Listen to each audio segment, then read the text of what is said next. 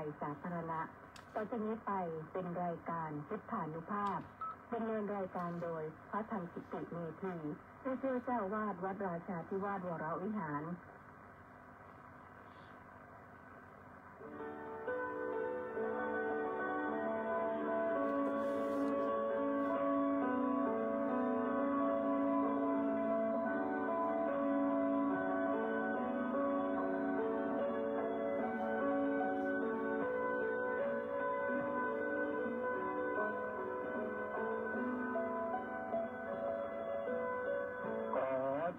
ชวน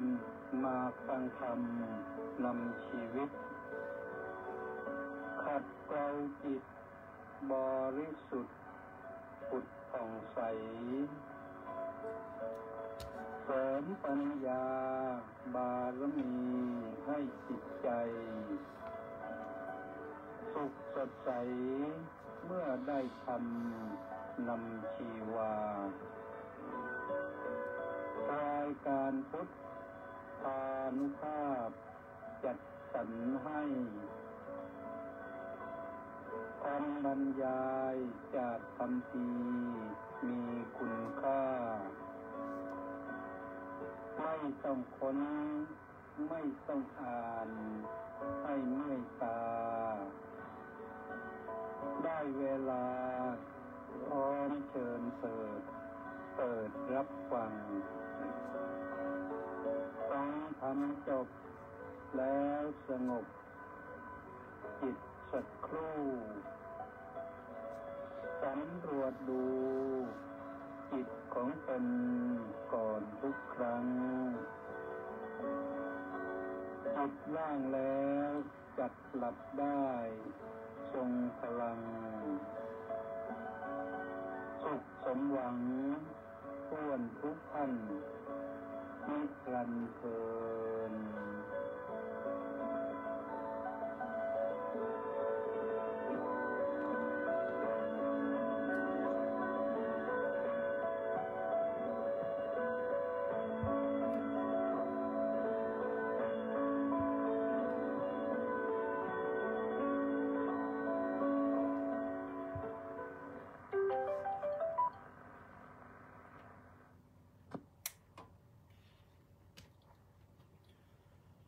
อะระหัง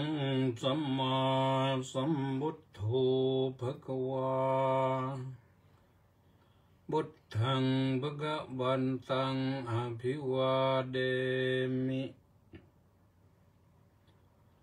สวากขาโตภควตาธัมโมธัมมังนัมมัสสามิสุปฏิปันโนภควโตสาวกสังโฆสังฆังนะมามิหิริโอตตัปปสัมปันนาสุขธรรมสมาหิตาติ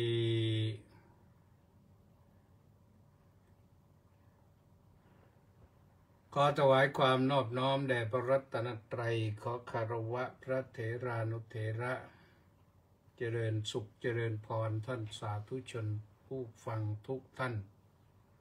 และผู้ชมทุกคนรายการพุทธานุภาพก็มาพบกับท่านทั้งหลายวันนี้ก็เป็นสัปดาห์ใหม่สัปดาห์สุดท้ายของเดือนตุลาคมเป็นวันจันทร์ที่27ตุลาคมพระพุทธศักราช2568ขึ้น6ค่ำเดือน12ซึ่งมีให้ฟังทางสถานีวิทยุกองพลที่1รักษาพระองค์วิทยุเสียงธรรมจากชาวพุทธวิทยุพระพุทธศาสนาและสังคมทุกๆคลื่นที่ถ่ายทอดเสียงไปแล้วก็ติดตามชมทาง Facebook ไลฟ์ที่กิตติเมธีเรามาฟังกันได้เป็นประจำวันจันทร์ถึงวันศุกร์ 21 นาฬิกาไปถึง 22 นาฬิกาก็ฟังกันได้เป็นปกติถ้าเป็นวันเสาร์อาทิตย์ก็จะเป็นFacebook ไลฟ์อย่างเดียวยกเว้นผลหนึ่งรักษาพระองค์ก็ถ่ายทอดทางFacebook ไปสำหรับท่านที่อยากได้ธรรมะก็ติดตามชมติดตามฟังได้เปิดแล้วฟังก็ได้ชมไปด้วยก็ได้ชมไปแล้วก็มีข้อสงสัยอะไรก็ถามมาทางหน้าเฟซก็ได้คอมเมนต์มาว่าอย่างนั้นอย่างนี้อยากจะทราบเรื่องนั้นเรื่องนี้ก็จะได้พูดให้ฟังแล้วก็อย่าลืมฟังแล้วก็แชร์บ้างแชร์ไปทั่วๆแหละเพื่อนพ้องน้องพี่ญาติสนิทมิตรสหายได้ฟังธรรมะกันการให้ธรรมะเป็นทานชนะการให้ทั้งปวงหมายความว่าดีเลิศประเสริฐกว่าการให้ทั้งปวงพระพุทธเจ้าตรัสไว้นะสัพพทานังธรรมทานังชินาติคำว่าชนะชินาติตัวนี้ชนะหมายถึงเลิศกว่าสิ่งใดๆขอเชิญชวนทุกท่านแล้วถ้าหากว่ามีกำลังพร้อมจะร่วมกองบุญหนุนกองธรรมจะเป็นเดือนละ1,000 บาทเดือนละ500 บาทเดือนละ100 บาท300 บาท40-50 บาทก็ได้ทั้งนั้นแหละรวมกันแล้วมันก็ได้เป็นเดือนไปคือต้องใช้จ่ายเป็นค่าใช้จ่ายในการดำเนินการขอเชิญชวนนะทุกท่านวันนี้ต้องขออนุโมทนากับ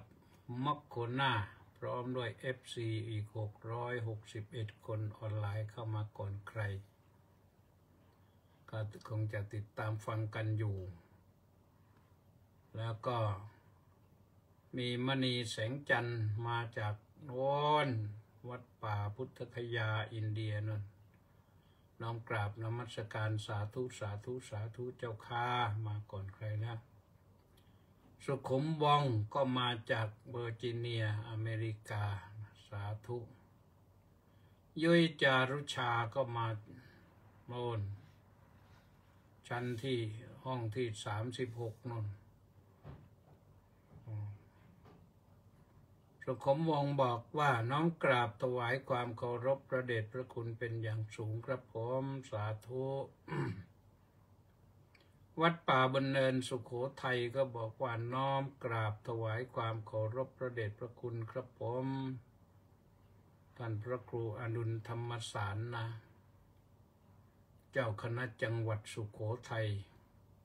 ธรรมยุทธสมศรีลักษณะวิราชก็บอกว่าน้อมกราบนมัสการสาธุสาธุสาธุเจ้าข้าสาธุมัคโคนาโมเมก็มาอีกคอมเมนต์ไม่มีอะไรเนนน้อยสังเหลือกราบสาธุสาธุสาธุครับหลวงปู่ครับผมนี่ก็คงจะมาจากเชียงใหม่นะมัคโคนาบอกว่ากราบนมัสการสาธุเจ้าข้าสาธุนะว่าที่ร้อยตรีสำราญมีปลอดก็สาธุสาธุนะเบนคิม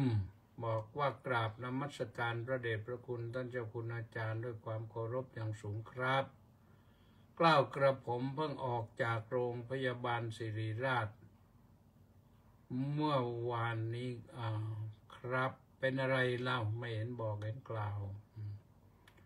หลังจากเข้ารับการผ่าตัดรักษาโรคหยุดหายใจขณะหลับชนิดอุดกั้นตั้งแต่วันที่23 ถึง 26 ตุลาคมที่ผ่านมาครับตอนนี้กลับมาพักฟื้นที่บางคลาเรียบร้อยครับผมโอ้ยสาธุสาธุขอให้หายขอให้หายอุดกลั้นหายใจไม่ได้นี่มันลำบากนะพิสารรัตนวงศ์กุลบอกว่ากราบนมัสการครับสาธุแม่ชีสมใจบอกว่าสาธุสาธุสาธุสาธุเจ้าข้าสาธุแล้วก็เจบูมาน้อมกราบนมัสการน้อมกราบสาธุสาธุสาธุอนุโมทามินี่มาจากพิษณุโลกก็น้ำคงแห้งแล้วนะพิษณุโลกเอาแหละนั่นก็ว่ากันไปทีนี้ก็มาเข้าเรื่องวันนี้ยกเรื่องข้อธรรมะมาหิริโอตตัปปสัมปันนาสุขธรรมสมาหิตาก็แปลให้เข้าใจง่ายๆว่าพร้อมด้วยสมบูรณ์ด้วยความละอายชั่วกลัวบาปเนี่ยประกอบด้วยธรรมอันขาวหมายถึงสะอาดหิริโอตตัปปะนี่เป็นธรรมฝ่ายขาวมีหิริโอตตัปปะแล้วคนนั้นสะอาดสดใสมันทำให้จิตมีความละอายชั่วกลัวบาปคือคนนี่มันก็มีอยู่กลุ่มหนึ่งไม่มากที่ละอายชั่วกลัวที่ไม่ละอายชั่วไม่กลัวบาปเนี่ยทำอะไรชอบจะขวางผมเป็นคนประเภทนี้นะพอเขาบอกว่าอันนี้ดีเขาก็ว่ามันไม่ดีแล้วก็ทำอีกอย่างหนึ่งในฝ่ายที่มันตรงกันข้ามเนี่ยสารพัดนะ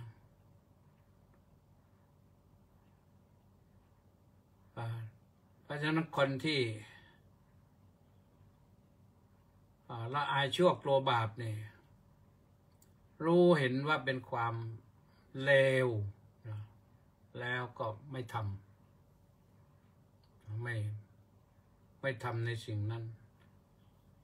รู้เห็นว่าสิ่งใดที่มันเป็นความเลวแล้วก็ไม่ท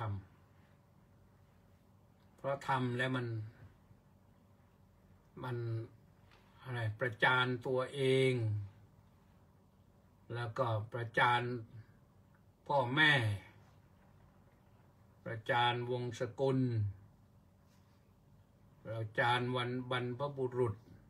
ประจานครูบาอาจารย์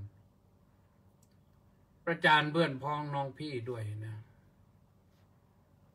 เพราะฉะนั้นคนที่มีหิริโอตตัปปะเนี่ยเขาไม่ทำในสิ่งที่มันขวางแต่ความคิดเนี่ยมันคิดได้คิดสร้างสรรค์เนี่ยคิดสร้างสรรค์ต้องไม่ทำลายนะต้องไม่เป็นบาป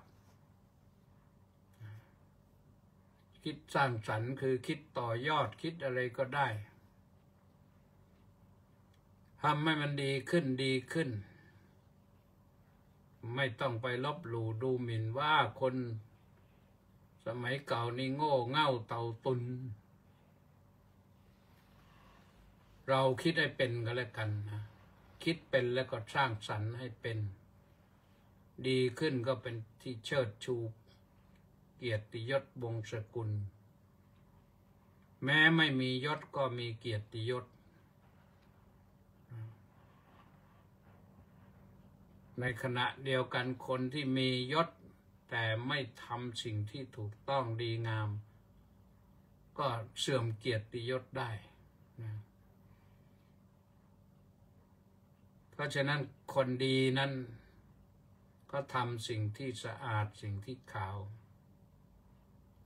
รู้เห็นว่าเป็นความชั่วแล้วก็ไม่ท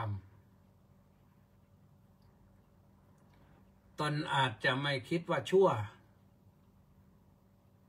แต่เมื่อคนที่เขามีประสบการณ์โลกเช่นพ่อแม่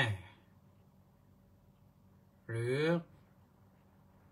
คนดีทั้งหลายนะบัณฑิตทั้งหลายนักปราชญ์ทั้งหลายเขาบอกว่าชั่วก็อย่าไปทำสิ่งที่พระพุทธเจ้าบอกว่าชั่วแล้วก็อย่าไปทำแล้วมันชั่วแน่ๆ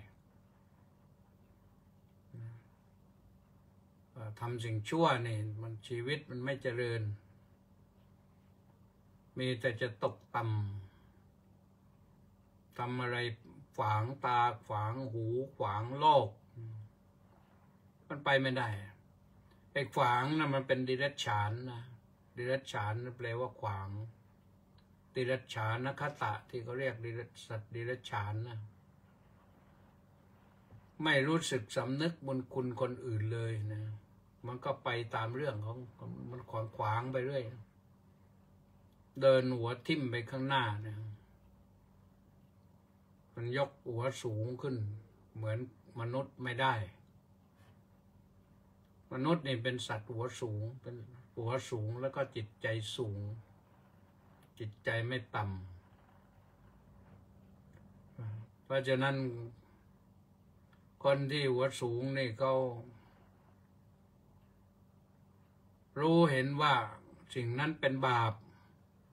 แล้วเขาก็ไม่ทำบาปคืออะไรบาปก็คือสิ่งที่ทำให้ตัวเองเป็นทุกข์เดือดร้อนอาจจะทุกข์เดือดร้อนเพราะถูกประณามหยามเหยียดอาจจะทุกข์เพราะถูกลบหลู่ดูหมิ่น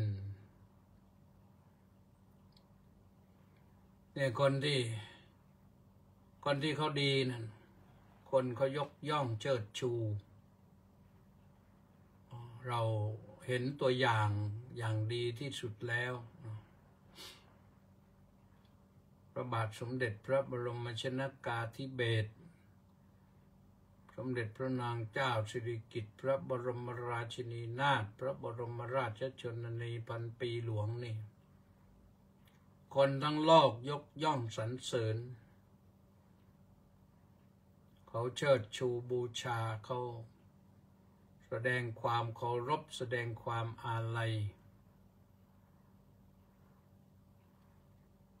เราอย่าไปทำอะไรที่มันแปลกนะอย่าไปทำอะไรที่มันแปลกกว่าเพื่อนนะแน่นอนนะทำอะไรแปลกกันมาก็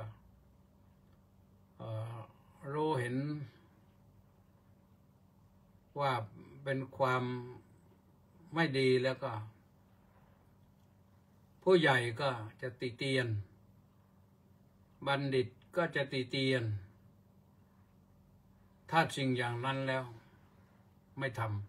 ำต้องไม่ทำต้องหลีกเลี่ยงต้องงดเว้นต้องตั้งจิตอธิษฐานลองนั่งสงบจิตสงบใจดูบ้างอย่าฟุ้งซ่านนักสงบจิตสงบใจแล้วคิดถึงคำว่าดีกับคำว่าชั่วนึกถึงคำว่าบุญกับคำว่าบาปมันต่างกันอย่างไรเราจะอยู่ในฝ่ายดีในฝ่ายบุญได้อย่างไรอยู่ที่จิตนะอยู่ที่จิตของเราจิตของเราจะต่ำหรือจิตของเราจะสูงเราทำเองสิ่งอื่นนั้นมันเป็นเครื่องล่อ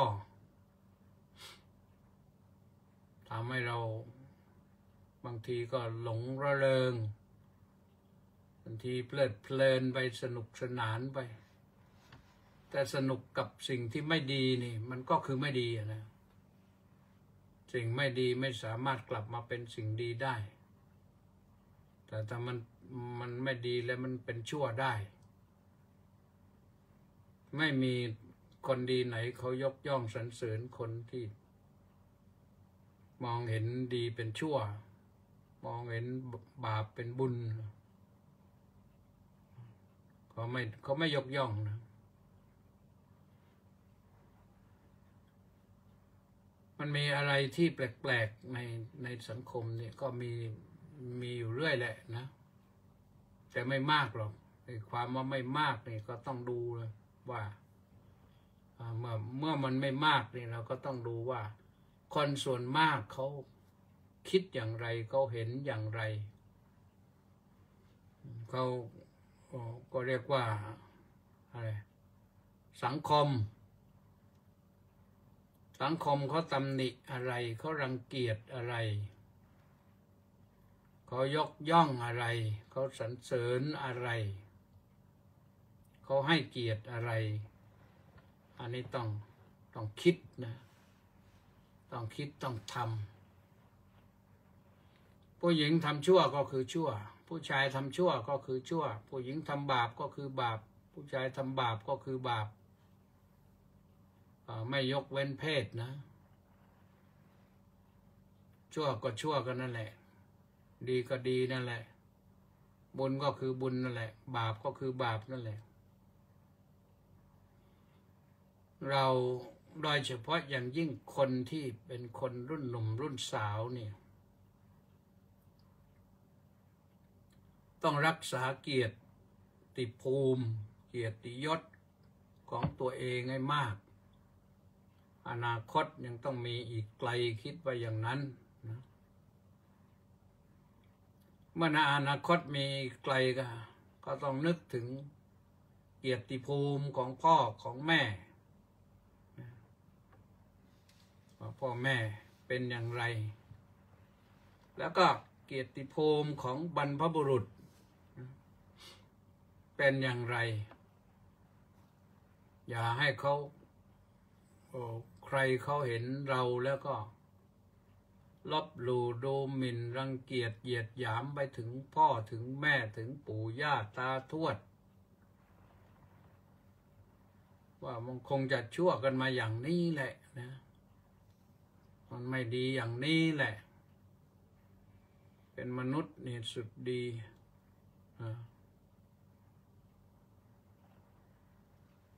เป็นมนุษย์สุดดีที่คิดได้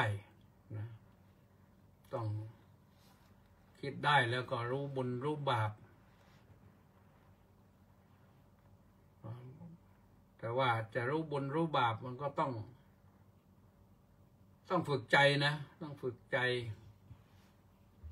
ไม่ใช่ว่าต้องลงทุนลงแรงไม่ใช่ว่าจะทุกข์ทรมานปรับทัศนคติปรับความเห็นทัศนคติก็คือความเห็นนั่นทัศนะนะแต่บางครั้งเป็นคตินี่คำว่าคตินี่มันไปในทางที่ดีไปในทางที่ชั่วคือถ้าทัศนคติที่ไม่ดีแล้วก็มันก็พากันไปให้เกิดความเสียหายตัวเองเสียหายใครมีทัศนะคติไม่ดีต่อโลกก็อาจจะเบื่อโลกอาจจะคิดทำลายโลกใครทัศนคติที่ไม่ดีต่อสังคมก็จะคิดทำลายสังคมเอาเปรียบสังคม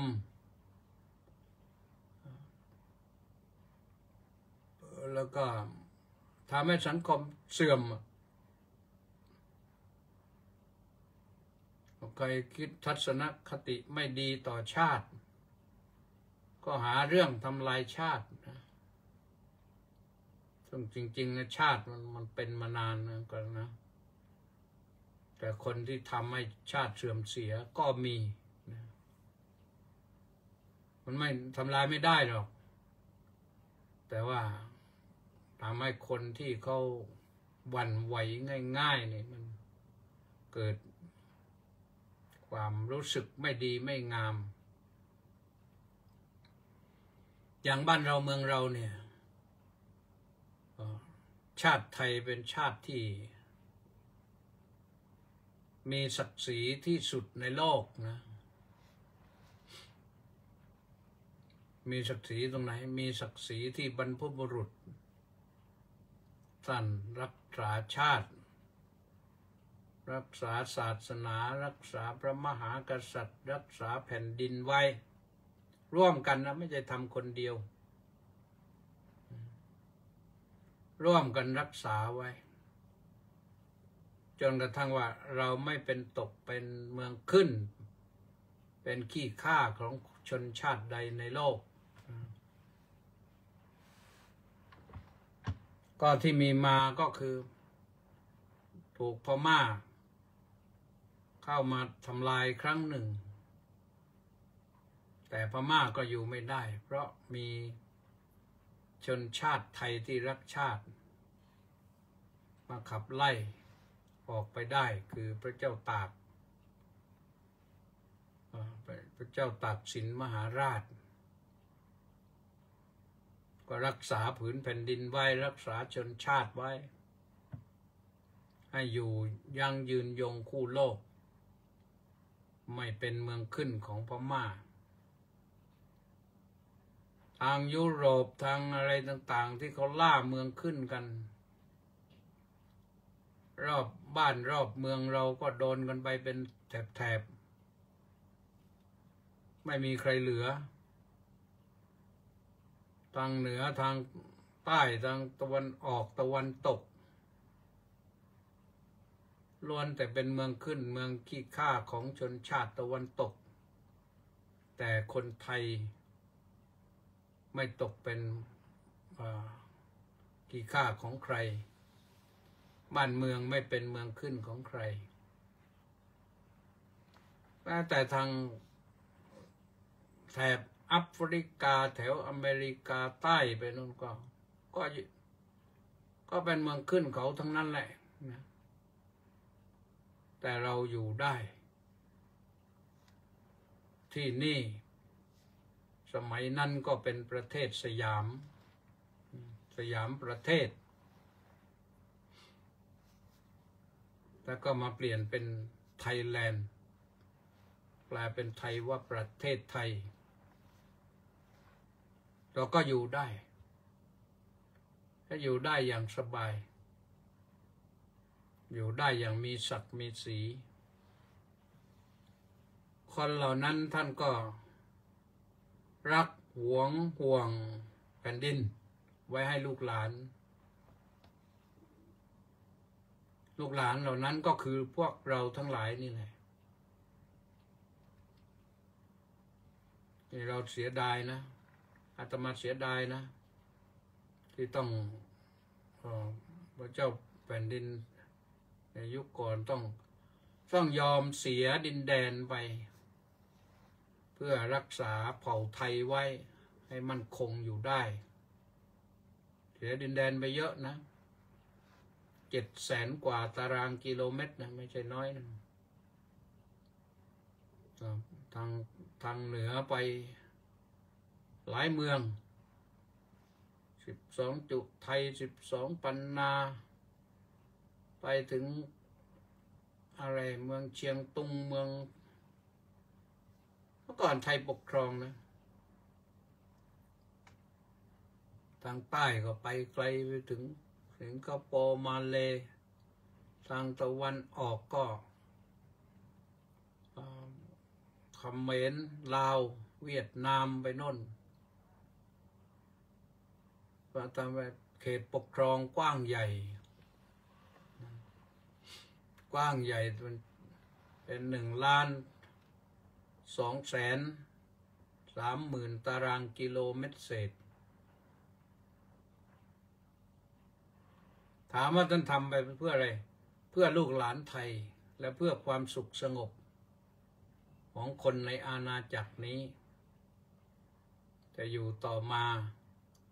ฝรั่งมังค่าล่าอาณานิคมพระเจ้าอยู่หัวรัชกาลที่5ก็ต้องยอมสละไปบ้างเพื่อรักษาส่วนสำคัญไว้หัวใจแห่งคนไทยไว้ ลุ่มน้ำเจ้าพระยานี่ก็ทำให้เรามีอยู่มีกินมีใช้ไม่เป็นขี้ข้าของใครท่านเหล่านั้นอาจจะไม่ใช่ญาติของเราหรือเราจะนับญาติก็ได้แต่ท่านก็รักหวงวงเราท่านทั้งหลายเพราะฉะนั้นเราอย่าเป็นคนอักตัญญูไม่กตัญญูก็ไม่มีความกตัญญูก็เรียกว่าคนที่ไม่น่าคบของใครๆนะคนอกตัญญูเนี่ยต้องกตัญญูรู้คุณความรู้คุณก็คือไม่ทำอะไรที่มันลบหลู่ดูหมิ่นอย่าทำอะไรไปตามบ้าของตัวเองคือใจมันบ้าแหละบางทีคิดว่าข้านี่เก่งทำอะไรแปลกแผลงที่ในยุคปัจจุบันนี่ก็เหมือนกันนะยุคปัจจุบันเนี่ยเราคนไทยทั้งประเทศคนต่างชาติเขายกย่องสรรเสริญสมเด็จพระนางเจ้าสิริกิติ์พระบรมราชินีนาถพระบรมราชชนนีพันปีหลวงเขาแสดงความอาลัยเมื่อพระองค์เสด็จสู่สวรรคาลัยแล้วต่างก็เสียดายแต่เขาก็ทำใจได้แหละเราก็ทำใจต้องทำใจนะเป็นปกติธรรมดาความเสียดายด้วยความเคารพรักนะมีแต่ก็มีบางคนที่อาจจะแสดงความเคารพรักเหมือนกันแต่ทำไม่ถูกต้องนี่อันนี้ต้องศึกษานะต้องศึกษาระเบียบวินัยอะไรที่ดีเราต้องเป็นคนมีวินัยวินัยนั่นแปลว่านำคนไปให้เป็นผู้วิเศษขึ้นวิเศษนัยยะนั่นแปลว่านำไปให้เป็นผู้วิเศษถ้าคนไม่มีวินัยมันก็กลายไปเป็นคนอะไรคนเสื่อมเพราะฉะนั้นการที่จะทำไม่ได้อย่างนั้นเราต้องทำตัวเองให้ดียกย่องเชิดชูวงศกุลคนที่เข้ามาจากต่างชาติเขามาอยู่บ้านเราเนี่ยเขาขยันทำมาหากินก็ตั้งตัวอยู่ในสุจริตธรรมก็เจริญก้าวหน้าเป็นคนจีนก็เรียกว่าเจ้าสัวเยอะแยะเลยเดี๋ยวนี้นะคนเหล่านั้นน่าชื่นชมนะเขาตั้งหน้าตั้งตาทำมาหากินรู้จักเก็บหอมรอมริบจนกระทั่งว่าเป็นคนร่ำคนรวยบางครั้งบางทีคนที่สำคัญตนว่าเป็นคนไทยแท้ๆมันต้องใครจะมาทำอะไรไม่ได้แต่ตัวเองก็ไม่ได้ทำประโยชน์อะไรคิดแต่เรื่องที่จะสร้างความเสื่อมมันก็ไม่ได้นะไม่ถูกต้องรักษาเกียรติยศวงศ์ตระกูลต้องรักษาเกียรติยศของบรรพบุรุษต้องรักษาเกียรติยศของพ่อแม่ก็แน่นอนแหละธรรมดาของจิตนี่ถ้าไม่ได้ฝึกฝนไม่ได้อบรมบ่มเพาะไม่ได้ฝึกหัดไม่ได้มีกรอบอะไรเนี่ยไม่มีวินัยจิตนี่มักจะไฟต่ำเหมือนกับน้ำอะไรมักจะไหลลงต่ำถ้าน้ำสะอาดก็ทำให้ คนอื่นได้ใช้ประโยชน์ได้แต่ถ้าน้ำสกปรกนี่มันก็พาไปทาคนโน้นคนนี้ทำเกิดเป็นสร้างอะไรน้ำมีสารพิษขึ้นเหมือนโน้นน่ะแม่น้ำกกแม่น้ำสายนึงที่มีสารอะไรสารหนูสารอะไรเนี่ยไหลมาทำเอาพี่น้องชาวเชียงใหม่เชียงรายใช้การไม่ได้เดือดร้อนกันไปน้ำใจคนก็เหมือนกันนะถ้าน้ำใจสกปรกเนี่ยมันทำให้คนอื่นสกปรกด้วยไม่ดีเลยไม่ดีเลยต้องทำใจให้สะอาด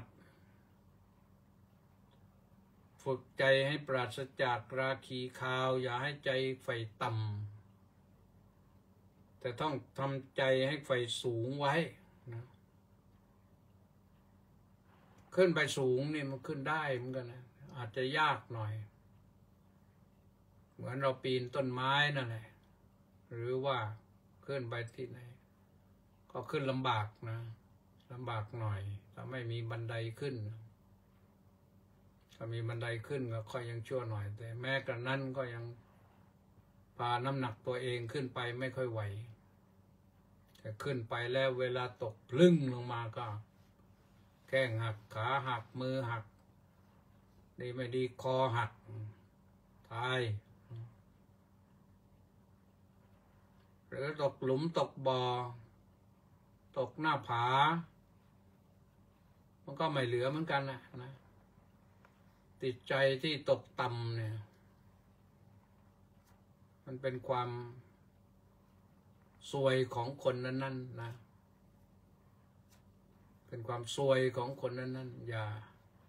ย่าปล่อยให้จิตใจตกต่ำจิตใจตกต่ำก็คือทำอะไรที่ไม่รู้จักที่สูงที่ต่ำไม่รู้จักวัฒนธรรมประเพณีไม่รู้จักบุญคุณของผู้อื่นพ่อมันแม่ปู่ย่าตาทวดครูบาอาจารย์บรรพบุรุษทั้งหลายเนี่ย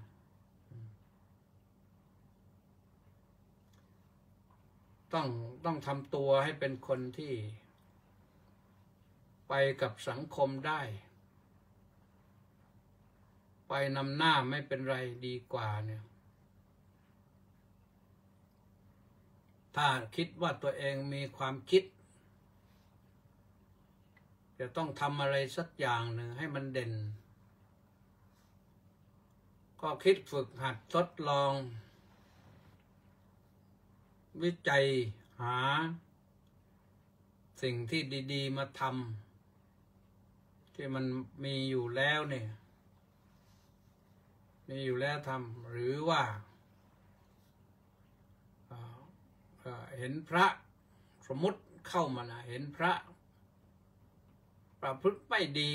ไม่น่าศรัทธาอย่ามัวแต่นั่งติอย่างเดียวลองเข้ามาบวชทำดีบ้างถ้าไม่เขาเห็นลองดูว่าจะสู้ได้สักกี่วันกี่เดือนกี่ปีจะเป็นพระดีพระแท้ได้อย่างไรก็ต้องลองนะที่เราต้องลองถ้าเชื่อมั่นว่าตัวเองทำแล้วจะดีกว่าเนี่ยก็ต้องลองมีตัวอย่างให้ดูแล้วพระสัมมาสัมพุทธเจ้านี่เป็นบุคคลต้นแบบแห่งความดีคนดีทั้งปวงพระพุทธเจ้านี่เป็นบุคคลเป็นคนดีสากลนะพระพุทธเจ้าเป็นศาสดาสากลไม่ปฏิเสธใครทั้งนั้นที่จะเข้ามาฝึกหัดปฏิบัติตามแนวที่พระองค์ทรงแสดงไว้แล้วบุคคลผู้นั้นเข้ามาฝึกหัดจริงๆแล้วต้องได้รับผลแน่นอน ตามที่ต้องทำตามที่พระองค์ทรงแนะนำพร่ำสอนไว้นะหลักธรรมะที่พระองค์สอนไว้นั่นก็เป็นหลักที่เป็นสากลทุกคนสามารถที่จะปฏิบัติได้คนนั้นจะสูงต่ำดำขาวยาวสั้นจะชนชาติฝรั่งชาติไทยชาติไหนก็ปฏิบัติได้แต่ทำให้มันถูกคำว่าถูกก็คือถูกต้องตามที่พระพุทธองค์ทรงแนะนำไว้ทรงแนะนำเรื่องศีลก็ต้องรักษาศีลให้ดีทรงแนะนำเรื่องการฝึกจิตให้เป็นสมาธิก็ต้องฝึกจิตให้เต็มที่ทรงแนะนำพร่ำสอนให้เจริญปัญญาให้เห็นอนิจจังทุกขังอนัตตาของสังขารธรรมทั้งปวงไม่ว่ามนุษย์ไม่ว่าสัตว์ไม่ว่าสิ่งของใดๆคำว่าสังขารก็คือสิ่งที่เกิดมีขึ้นได้เพราะมีเหตุปัจจัยมาปรุงแต่งมีเหตุแล้วก็มีปัจจัยปัจจัยก็คือสิ่งที่เกื้อหนุนให้อยู่ได้เหตุนั้นเป็นตัวก่อเกิดแต่ว่าปัจจัยนั่นคือสิ่งที่เกื้อหนุนให้อยู่ได้เช่นอาหารอย่างนี้เป็นปัจจัยให้เรามีกำลังวังชาอยู่ได้อากาศเนี่ยอากาศดีๆก็ทำให้ชีวิตของเราดำรงอยู่ได้นานเจออากาศที่เป็นพิษก็อยู่ไม่ได้เสื้อผ้าเครื่องนุ่งห่มก็เป็นปัจจัยให้อยู่ได้สำหรับมนุษย์นะสำหรับมนุษย์แต่สัตว์เดรัจฉานมันไม่ต้องการเสื้อผ้ามันก็อยู่ได้แต่สัตว์เดรัจฉานมันก็ไม่มีวัฒนธรรมที่เรียกว่าเจริญแล้วมันอาจจะมีวัฒนธรรมของสัตว์เดรัจฉานมันวัฒนธรรมสัตว์เดรัจฉานก็คือมันไม่มีความละอายชั่วไม่กลัวบาปทำอะไรมันก็นึกจะทำมันก็ทำนะมันนึกจะมีเพศสัมพันธ์ตรงไหนมันก็เป็นนะหมูหมากาไก่ช้างม้าวัวควายเนี่ยดู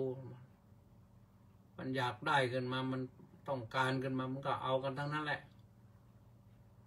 แต่มนุษย์ไม่ใช่อย่างนั้นมนุษย์มีวัฒนธรรมคือธรรมที่เจริญ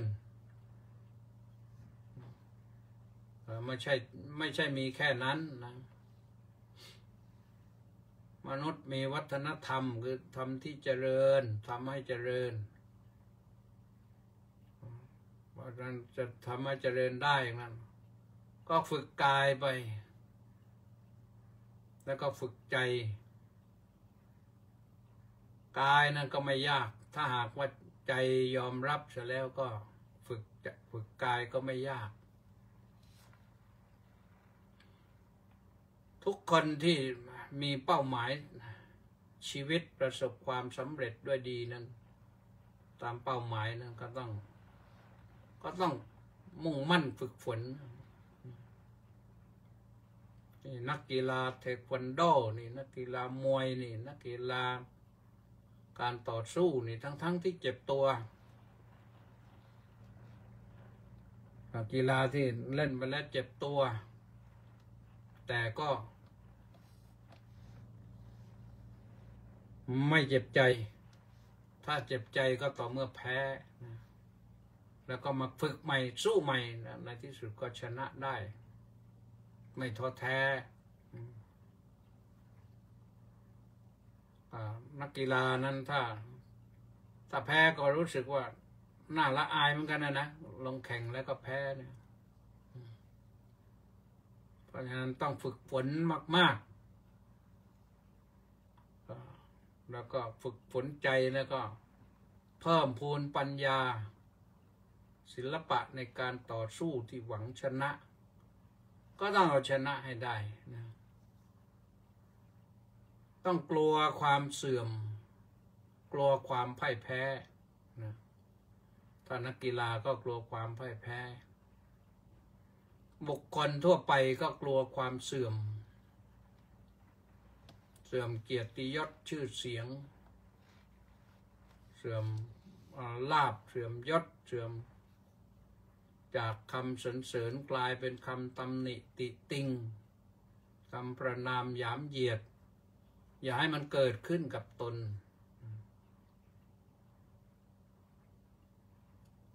ให้มีแต่คนสรรเสริญยกย่องว่าโอ้คนนี้เป็นคนดีนะมีศีลธรรมมีวัฒนธรรมที่ดีรู้จักสัมมาคารวะรู้จักที่สูงที่ต่ำไม่ทำอะไรที่มันขวางโลกกลัวเรื่องคำว่าเลวถ้าใครประณามหยามเหยียดหรือเขาพูดไปถ้าเราเลวจริงนะเราเขาว่าคนนี้มันเลวอย่างนี้มันก็โทษเขาไม่ได้จะไปโกรธเขาไม่ได้เพราะเราเป็นเช่นนั้นจะรู้ว่าเราเป็นเช่นนั้นหรือไม่อย่างไรเราก็ต้องดูอีกว่าเทียบเคียงว่าคนอื่นเขาทำแปลกเหมือนเราหรือเปล่าถ้าเขาทำไม่แปลกเหมือนที่เราทำแปลกแสดงว่าเราไม่ถูกต้องแล้วแหละรีบเปลี่ยนทำให้ตัวเองเป็นคนดีพ่อแม่สอนมาดีแล้วแต่เราไม่ดีเองยอมรับว่าไม่ดีเองก็ไม่ได้หมายความว่ายอมรับแล้วก็ยังชั่วต่อไปบาปต่อไปต้องแก้ไขนะต้องแก้ไขเราเป็นคนมีวัฒนธรรมมีธรรมมันเจริญนะเพราะฉะนั้นก็ขอฝากไว้นะเรื่องนี้ก็มันเรื่องร้อนๆสักหน่อยแต่ว่าตรงไปตรงมานะพูดตรงไปตรงมาข้อธรรมนั้นท่านให้ทำตัวเองให้ขาวสะอาดด้วยธรรมอันขาวคือละอายความชั่วกลัวบาปเราชั่วเองและถูกประณามหยามเหยียดว่าเป็นคนชั่วอย่างนี้มันก็น่าเสียดายนะไม่ควรจะถูกประณามหยามเหยียดคนเราควรจะได้รับคำสรรเสริญยกย่องเชิดชูเราควรจะมียศเกียรติยศไม่มีอะไรยศอื่นยศถาบรรดาศักดิ์ก็มีเกียรติยศอยู่ในสังคมใครเห็นก็อยากทักทายอยากรู้จักเพราะฉะนั้นก็ขอฝากไว้ท่านทั้งหลายนะฝากบอกลูกบอกหลานอบรมบ่มเพาะอย่าไปคิดเอาตามกระแสโลกยุคใหม่ว่าเด็กมันมีเสรีภาพถ้าเสรีภาพดีก็ดีนะแต่ถ้าเสรีภาพแล้วชั่วแล้วเสรีภาพแล้วไปทำชั่วเนี่ยวันหนึ่งเราก็จะเดือดร้อนเราก็โศกเศร้าเสียใจเพราะความชั่วของเขาขอฝากไว้ว่าทุกท่านเนี่ยให้ละอายชั่วกลัวบาปให้ประดับด้วยธรรมมันขาวสะอาดได้ขนาดไหนก็ตามกำลังนะวันนี้ก็รายการพุทธานุภาพก็ว่ามาตอนนี้แหละนะต่อไปก็จะได้อ่านนั้นให้ครบนะ ในครบก็คือ ต่อไปก็เป็นไพศาลรัตนวงศ์กุลกราบนมัสการครับสาธุแม่ชีสมใจสาธุสาธุสาธุสาธุเจ้าข้าสาธุเจบูมาน้อมกราบสาธุสาธุสาธุอนุโมทามิสาธุเจดาภาเพลินสุชาดาน้อมกราบนมัสการพระอาจารย์ข้าสาธุแล้วก็กิมอินบุญแท่นเท่าแก่เนี้ยแห่งห้วยขวางกราบนมัสการเจ้าค่ะสาธุสาธุเจ้าค่ะโอ้ลดสาธุไปแล้วเมื่อก่อนมัน4 สาธุนู่นนี่เหลือ2แล้ว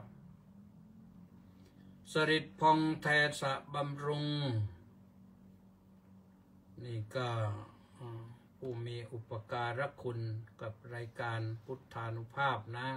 สาธุครับพระอาจารย์สาธุวิภารัตน์นวรัตน์น้อมกราบนมัสการสาธุเจ้าค่ะสาธุท่านผู้การสาธุสาธุนะมีอีกไหมรังสรรค์ทองสร้อยรังสรรค์บอกว่าน้อมกราบนมัสการถวายความเคารพพระเดชพระคุณท่านเจ้าคุณโดยความเคารพอย่างสูงครับน้อมกราบนมัสการสาธุสาธุสาธุครับตอนนี้คงอยู่ชนเรายังอยู่ชนยังอยู่สุพรรณหรือเปล่าเมื่อวานอยู่สุพรรณลีลาวดีดอกสร้อยน้อมกราบนมัสการด้วยความเคารพอย่างสูงเจ้าค่ะสาธุต้าสิทธิมงคลนมัสการสาธุครับสาธุเฉลิมพนัสโนไทยน้อมกราบถวายความเคารพอย่างสูงครับแล้วก็มีใครอีกไหมไพบูลย์แท้ผู้กราบอย่างเดียวไม่ต้องอะไรมากนะรู้กันเข้าใจสาธุสุเทพสุวีรังกูลท่านรองศาสตราจารย์ดร.สุเทพสุวีรังกูลสาธุสาธุสาธุสาธุหนูปานลักษณะบิราชน้อมกราบนมัสการสาธุสาธุสาธุเจ้าค่ะสาธุนะบัวแก้วสาธุค่ะสาธุไม่พูดมากนะเจสนครสวรรค์นะกราบนมัสการเจ้าค่ะสาธุสาธุสาธุสาธุมีอีกไหมเนติแก้วเคนน้อมใจก็น้อมใจถวายความเคารพอย่างสูงครับท่านเจ้าคุณสาธุสุขสบายดีเนาะไม่ได้เจอกันนานแล้วก็มีไหมจบเพียงเท่านี้นะก็ปิดท้ายโดยสมศรีลักษณะวิราชนะเอาละท่านสาธุชนทั้งหลายวันนี้ก็หมดเวลาหมดในที่สุดนี้ก็ขออำนวยอวยพรให้ทุกท่านที่ติดตามสดับรับฟังรายการพุทธานุภาพนี้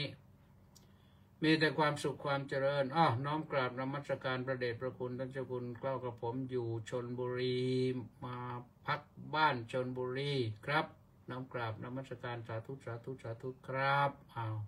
รังสรรค์ทองสร้อยนะไปก็วิ่งไปวิ่งมาสุพรรณชลบุรีสุพรรณบุรีอยู่กับบุรีนี่แหละนะ